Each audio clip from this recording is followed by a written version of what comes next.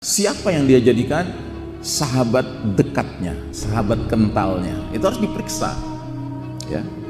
Makanya kalau ada orang mengatakan lo kalau berteman jangan pilih-pilih dong, itu salah. Pernah punya pengalaman ya, ketika baru kenalan dengan seseorang ada perasaan mengganjal gitu untuk lebih lanjut berakrab-akrab dengan dia. Tapi sebaliknya ada orang-orang tertentu kita baru kenalan pak, rasanya kita mau tempel aja terus sama dia. Ya, itu ada yang seperti itu. Apalagi zaman seperti sekarang, Pak. Zaman dimana banyak manusia punya motif 1001 kalau mendatangi kita, mendekati kita.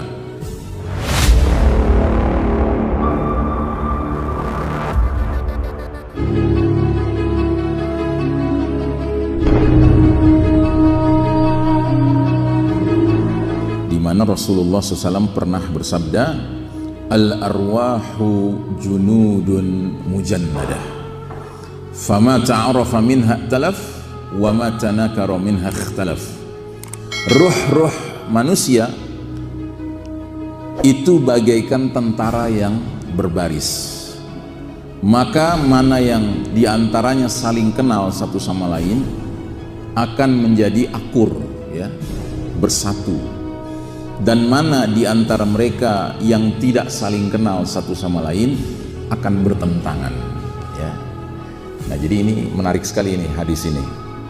Hadis ini menjadi sebuah dalil bahwa kalau ruh kita adalah ruh yang menuju ke Allah dengan mukhlishina lahuddin, dengan kemurnian ketaatan ya, maka ruh kita ini sadar tidak sadar akan dipertemukan dengan ruh-ruh manusia lain yang serupa dengan kita ya.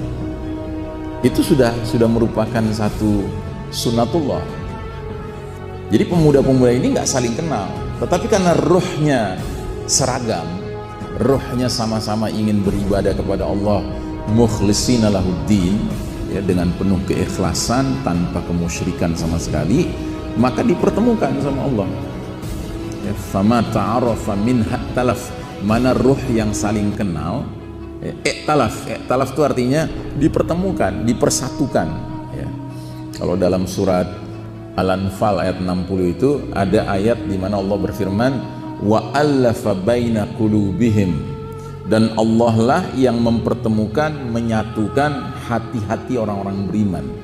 Lau anfaqta ma fil ardi jami'an ma allafta baina qulubihim, seandainya engkau infakkan seluruh kekayaan di muka bumi ini untuk menyatukan hati orang-orang beriman, tidak bisa engkau satukan, tetapi Allah lah yang menyatukan.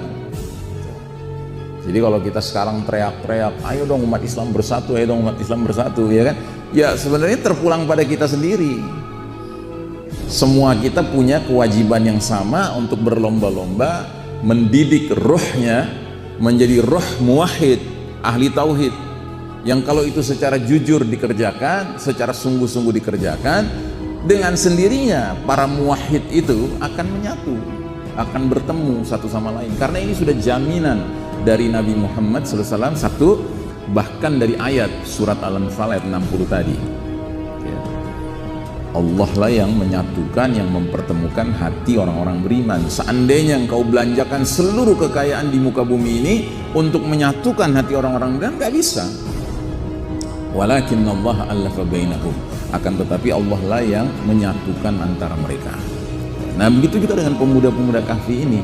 Mereka gak saling kenal, secara zahir gak saling kenal, tapi ternyata batinnya satu sama lain kenal dan digerakkan oleh Allah untuk bertemu di titik yang sama begitu ya.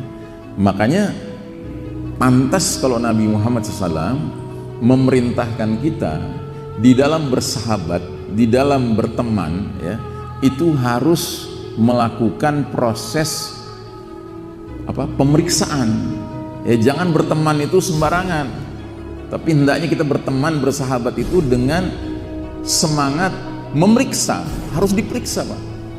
Nabi bersabda, al-mar'u ala dini khalilih, seseorang akan mengikuti agama keyakinan khalilih. Khalil itu artinya sahabat kentalnya, sahabat dekatnya.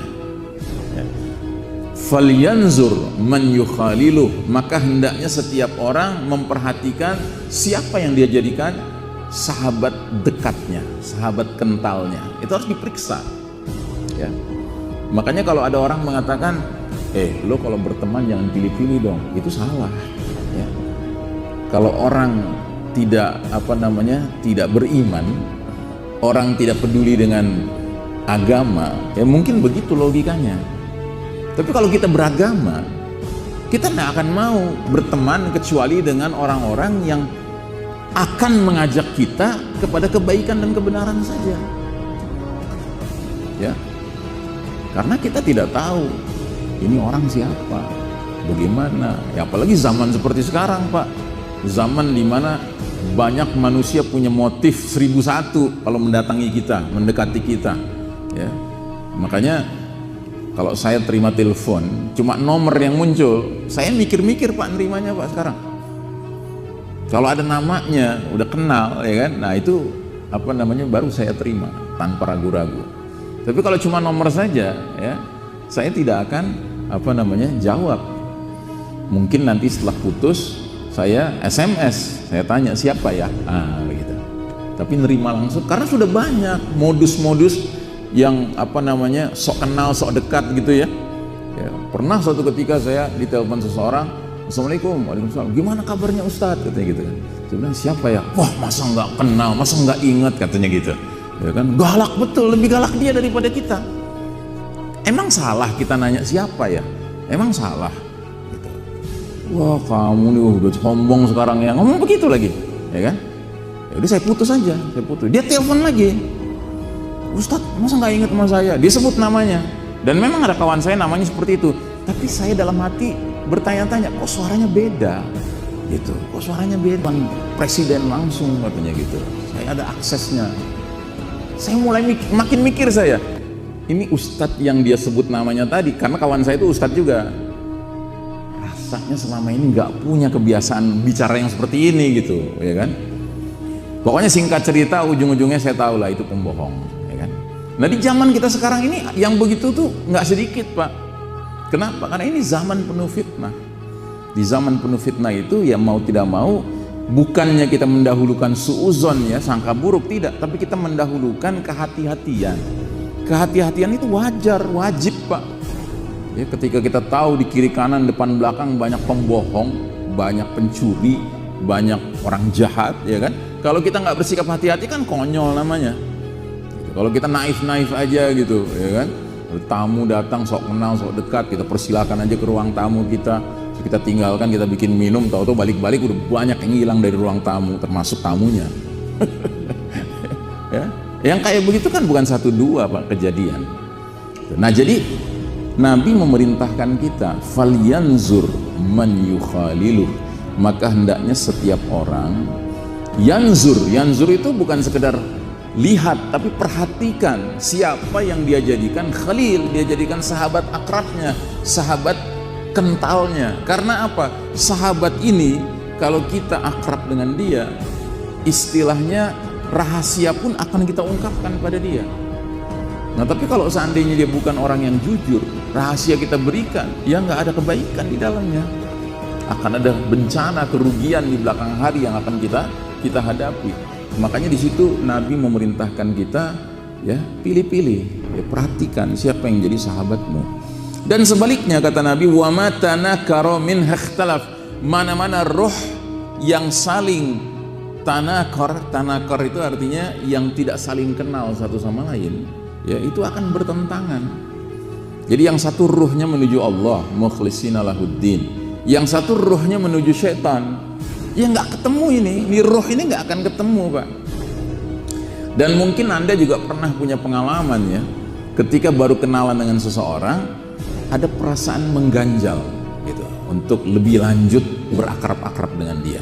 Tapi sebaliknya ada orang-orang tertentu kita baru kenalan Pak, rasanya kita mau tempel aja terus sama dia, ya itu ada yang seperti itu. Nah yang ini harus kita minta kepada Allah, ya. Ada seorang kenalan saya, dia cerita kalau dia sholat malam itu diantara doa yang rajin dia sampaikan kepada Allah. Cuma dia nggak tahu doa ini bahasa Arabnya gimana, pokoknya bahasa Indonesia saja jadi doanya. Ya Allah, dekatkanlah aku dengan orang-orang yang mendekat kepada engkau, jauhkanlah aku dari orang-orang yang menjauh dari engkau. Ya. Ini doa seperti ini, Masya Allah ini. Sehingga kita ibaratnya sudah minta ke Allah kemampuan mendeteksi siapa orang yang pantas kita terus dekati, dan siapa orang yang kita pantas jaga jarak aja, gitu. Sekedar tahu aja, tapi jangan kemudian kita terlalu dekat dengan dia, karena jangan-jangan dekat dengan dia membawa kepada masalah, ya.